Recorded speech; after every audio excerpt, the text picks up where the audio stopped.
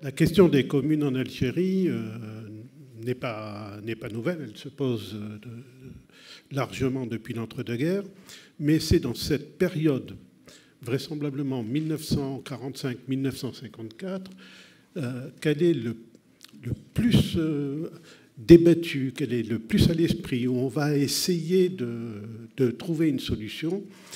Et c'est justement tous les efforts qui sont effectués vainement, malheureusement, pour arriver à cette réforme. Alors j'ai appelé ça l'impossible réforme communale, puisque justement pour cette période, on n'arrive pas au bout. Cette réforme, elle va tout de même être réalisée, mais en 1956, donc un peu après la fin de cette période. Ça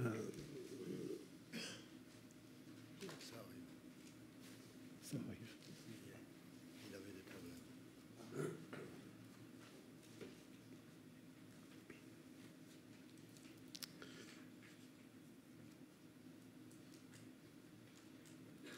Donc, je vais quand même continuer sans support visuel. Tout à l'heure, ça sera un peu plus difficile. Voilà. Donc, ce que je vous propose, c'est de faire le point sur la situation communale telle qu'elle est en 1945, de voir ensuite la première tentative de réforme, qui est la reprise de l'idée des centres municipaux entre 1945 et 1946. Tentatives de reprise de ces créations de centres municipaux seront interrompues par le statut organique de l'Algérie de 1947. Et puis, conséquence directe, en définitive, de ce statut, les différents projets pour arriver à créer ces espèces de communes un peu intermédiaires qu'auraient dû être les communes communales, jusqu'en 1954, et on terminera bien entendu sur la réforme telle qu'elle est arrivée. Pour la situation communale en 1945, il faut savoir qu'en Algérie, donc, nous avons deux types de communes bien spécifiques. Les communes de plein exercice, dont la création remonte en 1947, et qui sont essentiellement constituées des villes existantes, bien entendu, et aussi par la suite, leur création va durer jusque dans les années 1950 par des centres de colonisation, soit en tant que tel, il arrive qu'un centre de colonisation à lui seul devienne une commune de plein exercice, soit de centres de colonisation érigés en commune de plein exercice, mais avec l'apport d'un ou de plusieurs autres centres de colonisation ou de parties essentiellement de douars. Le critère pour devenir une commune de plein exercice, c'est effectivement de réunir un certain nombre de conditions, notamment qui portent sur la capacité requise à pouvoir être tout à fait assimilée à une commune métropolitaine. C'est-à-dire on va avoir des problèmes de ressources financières, de structures administratives, y compris des bâtiments, etc. Ce qu'il faut savoir, c'est que la commune de plein exercice en Algérie, c'est une commune identique à la commune métropolitaine, donc les pouvoirs municipaux sont les mêmes. Il y a quand même une différence importante, c'est que les conditions d'éligibilité et la constitution du corps électoral ne sont pas identiques, bien entendu, à la situation métropolitaine. Le deuxième type de commune qui existe également en Algérie, ce sont les communes mixtes. Ces communes, pour celles qui nous intéressent, leur création remonte à 1874. C'est une reprise d'une création antérieure pour des communes mixtes en territoire militaire, dont le but, en 1968, lorsqu'on les crée, c'est tout simplement de préparer à l'intérieur des territoires militaires des ensembles qui vont normalement devenir des communes de plein exercice. Ça ne marchera pas si mal, puisque entre 1968 et 1972, On va créer 4 communes de plein exercice à partir de ces communes mixtes. Il y en a une qui malheureusement ne pourra pas perdurer et qui reprendra son statut de commune mixte, mais il y en a 3 qui seront définitivement communes de plein exercice. Sur les 12 communes créées en 1968, c'est quand même une réussite de 25% par rapport à l'objectif, qui n'est pas si mal. En 1874, par contre, on oublie volontairement cet objectif. Pourquoi? Parce que ce qu'on a à gérer est beaucoup plus vaste et ne pourra pas, à terme, devenir une commune de plein exercice. Les communes mixtes de 1874 sont constituées de 2 éléments mixtes, dans le sens mixte, population mixte. Donc, sont constituées de 2 éléments. D'une part, des centres de colonisation peuplés par des Européens, et d'autre part, des douars ou des tribus, puisque toutes les tribus n'ont pas encore été délimitées en douars, pour les autochtones. Ce que ça représente, c'est que vous voyez, en termes de communes, la majorité des communes, plus de 350, sont des communes de plein exercice, et seulement à peu près 80 sont des communes mixtes. Donc, sur le type de commune, le plus représentatif de la situation algérienne, c'est la commune de plein exercice. Mais qu'est-ce que ça signifie par rapport à l'ensemble de l'Algérie? Si on s'en tient au territoire occupé par ces différentes communes, là, vous voyez que la majorité du territoire algérien est régie par les communes mixtes. Et seule une petite partie est régie par les communes de plein exercice. Si on s'en réfère à la population répartie, c'est un peu plus équilibré. Si on prend les communes mixtes, qui sont quasiment peuplées presque exclusivement d'autochtones, à ce moment-là, on n'a qu'1% de la population de ces communes qui est d'origine européenne, alors que dans les communes de plein exercice, on a un pourcentage plus important, nettement, d'Européens, même si, bien sûr, les populations autochtones sont majoritaires dans ces communes. Voilà la situation, donc, en 1945, ces 2 types de communes. Le problème est posé non pas par les communes de plein exercice, sur lesquelles personne ne se pose de problème, mais par les communes mixtes. Déjà, en 1937, on avait tenté une expérience, mais c'est bien conçu comme ça, à titre expérimental, on avait tenté une expérience de créer 4 centres municipaux. Ces centres municipaux seront abandonnés en 1941 pour un certain nombre de raisons, notamment parce qu'ils sont beaucoup trop vastes et que la tutelle de l'administration préfectorale est beaucoup trop lointaine.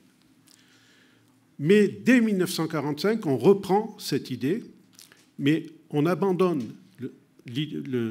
l'expérimentation pour passer à la réalisation concrète. Ces centres municipaux créés à partir de 1945, enfin ils vont être créés en 1945-1946, ils sont basés sur des territoires plus petits.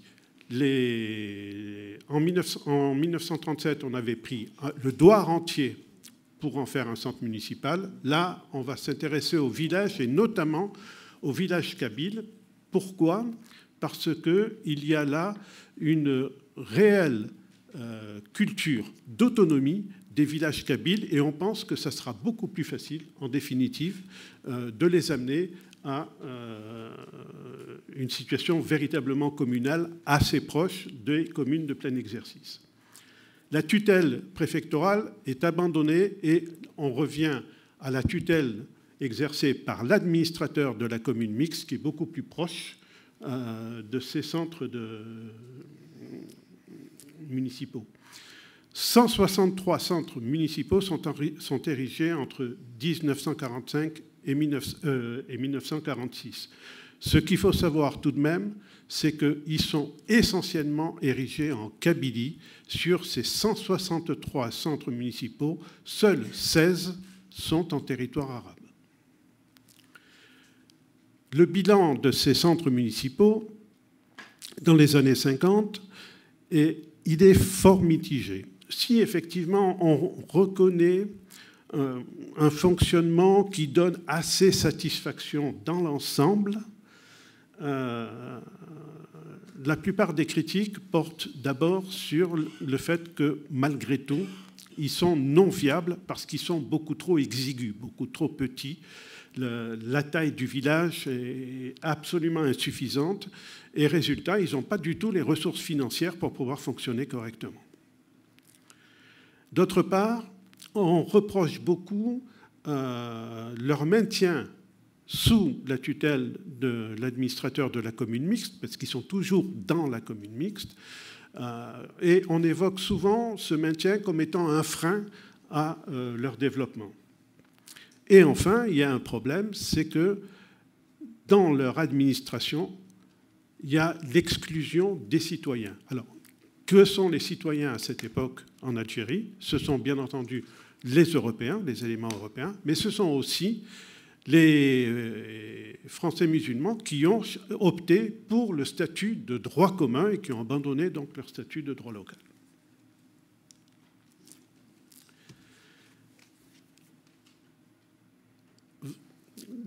Le statut organique de l'Algérie, défini par la loi du 29 septembre 1947, va mettre fin à l'existence de ces communes rurales. Pourquoi? Parce que dans son article 53, le statut dit une chose: les collectivités locales algériennes sont les communes et les départements. En conséquence, les communes mixtes sont supprimées. Et il renvoie l'application progressive de cette disposition à l'Assemblée algérienne. Je rappelle ici que l'Assemblée algérienne est élue aux 2 collèges, avec une répartition des 3/4 pour le premier collège, c'est-à-dire le collège des Européens et citoyens, et des 2/3, pour le premier collège et d'1/3 pour le second collège. Voilà. Le second collège qui est composé des autochtones.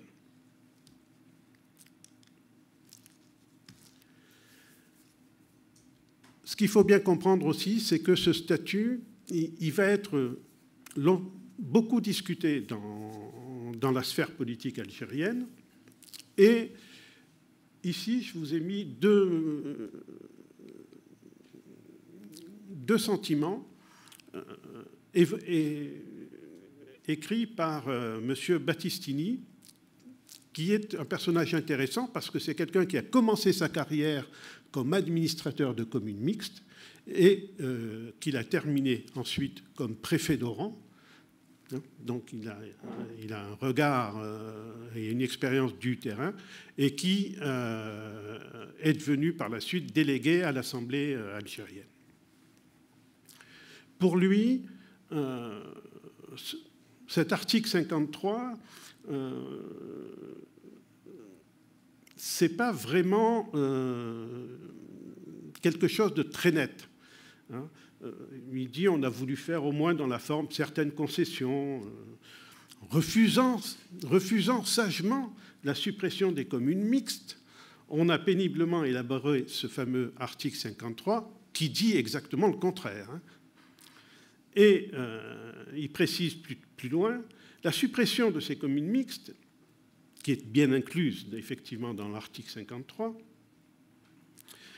apparaît vraiment comme une décision virtuelle, implicite et symbolique du statut, mais n'a pas à faire l'objet d'une réalisation quelconque.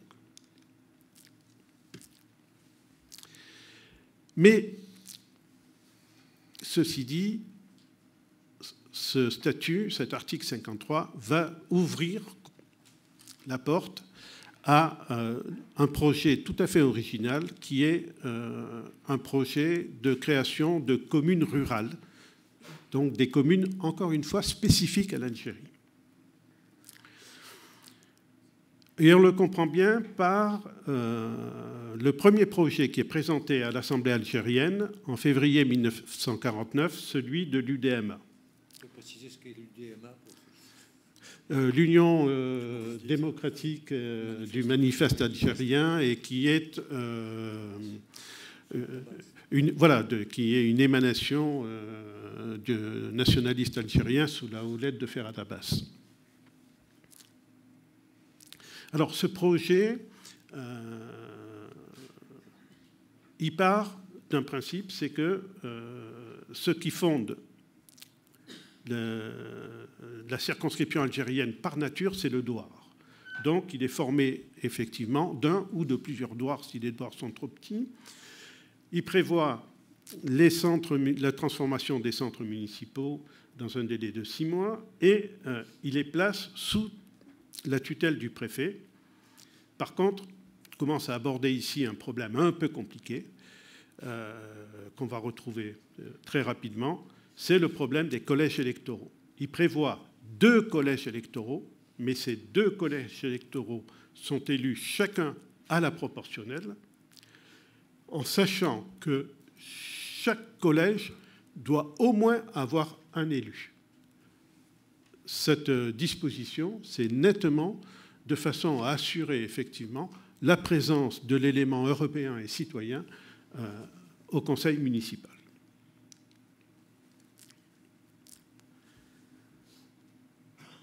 Un an plus tard, un rapport est présenté à l'Assemblée algérienne qui reprend un premier projet qui n'avait pas eu de suite, qui était celui de juillet 1946. Alors, ce rapport qui est présenté à l'Assemblée algérienne, ce n'est pas véritablement un projet. On demande à l'Assemblée algérienne de se fixer sur un avis qu'elle doit donner pour qu'on puisse transmettre ensuite un projet par la suite. Le problème qui est posé par ce rapport, c'est que la question la plus embêtante, l'élection des conseillers municipaux, comment la représentation va se faire à l'intérieur de ces communes rurales, eh bien, est passée sous silence. Mais tout le monde est bien conscient qu'il faut quand même réserver à l'élément européen et citoyen une représentation au sein de ce conseil municipal. Parce que, bien entendu, cet élément, il est très minoritaire dans les communes mixtes. Et il y a du coup un amendement qui est voté au rapport, puisque là, le rapport n'en parlait pas. Et l'amendement qui est voté, c'est un nombre égal de conseillers municipaux par collège.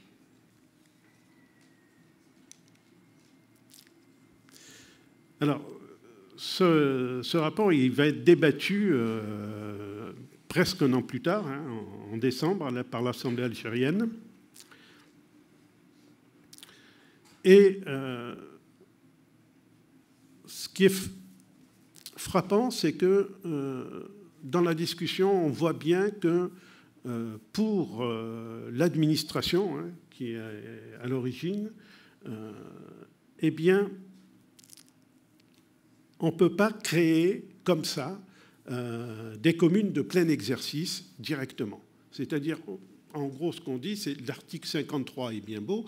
Il dit, en Algérie, on a des communes et des départements, mais on ne peut pas faire des communes de type commune de plein exercice comme ça.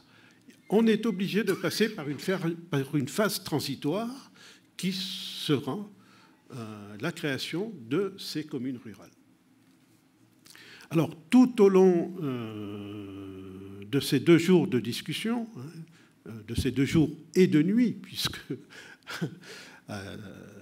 l'Assemblée algérienne va siéger très très tard lors de ces deux séances, tellement le sujet est âpre et discuté âprement.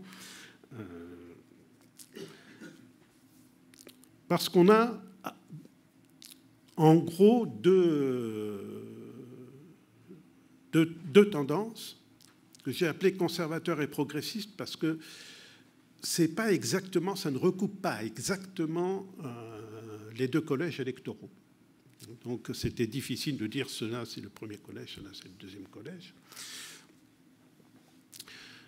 Les conservateurs sont plutôt pour effectivement un projet de loi. Ils proposent énormément, ils proposent déjà 2 projets différents, puis énormément d'amendements, etc. Les conservateurs sont plutôt pour le maintien du statu quo.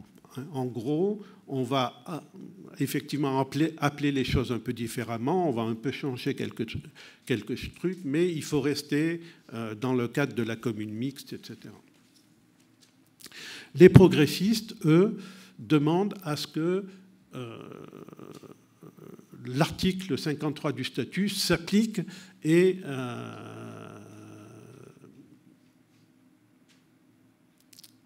qu'on crée des communes qui soient presque les équivalents, alors on est toujours dans des communes rurales, mais qui soient quand même presque l'équivalent des communes de plein exercice. Tout ça fait que il n'en sortira rien du tout. Alors, Collot, dans son Histoire des institutions algériennes, signale qu'un projet de ce type de communes, alors il ne les appelle pas communes rurales, il les appelle de communes évolutives, aurait été présenté au gouvernement le 20 novembre 1954. Alors, Collot est quelqu'un de très sérieux, donc je le crois sur parole. Le problème, c'est que je n'ai pas retrouvé ce document. Donc, il serait intéressant de voir ce qui a été retenu de ces 2 journées de débat à l'Assemblée algérienne pour monter ce projet. Mais ce qu'il faut savoir, c'est que les événements d'Algérie vont complètement bouleverser la donne. Le fait, effectivement, que on soit entré dans ce qui va devenir progressivement la guerre d'Algérie va amener Robert Lacoste à effectuer une réforme communale radicale. C'est-à-dire que là, on n'est plus du tout dans les problèmes qui étaient vraiment constamment soulevés en 1950. C'est la représentation, les 2 collèges, etc. Là, c'est une réforme toute simple. On supprime toutes les communes et on ne crée que des communes de type métropolitain.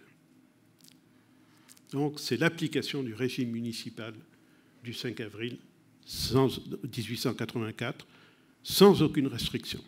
Sans aucune restriction, ce qui veut dire que, du coup, il n'y a qu'un seul collège. Il y a le collège électoral normal, comme pour une municipalité métropolitaine. Ce qu'il faut savoir, c'est que, alors que dans la tête de l'administration, en 1950, c'était impossible, c'était inconcevable. Ce qu'il faut savoir, c'est qu'il va réaliser cette réforme en 4 mois. Entre les premières communes, ces nouvelles communes, vont être créées en octobre 1956, les dernières en janvier 1957. On a créé dans ces 4 mois plus de 1000 communes en Algérie. Bien entendu, à ce rythme-là, on ne peut pas encore avoir une véritable élections municipales. Donc, ces communes, on va les administrer par un système transitoire qui est un système de délégation spéciale. Mais ce qu'il faut savoir, c'est que ce processus va complètement aboutir en avril 1959 par des élections municipales générales en Algérie.